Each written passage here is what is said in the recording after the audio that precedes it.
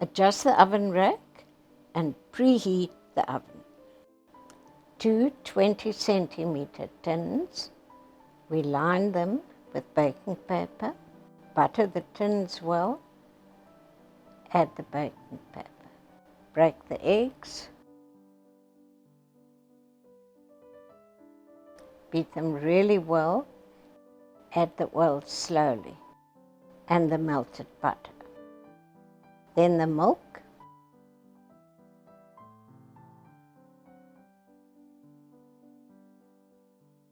now the dry mix. I love watching this color change.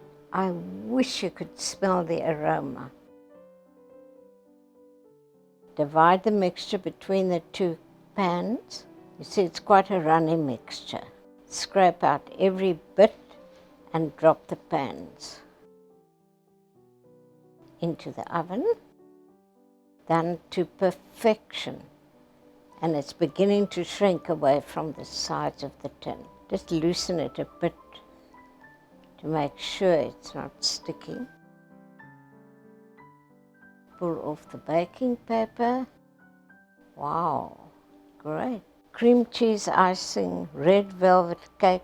What is there not to like?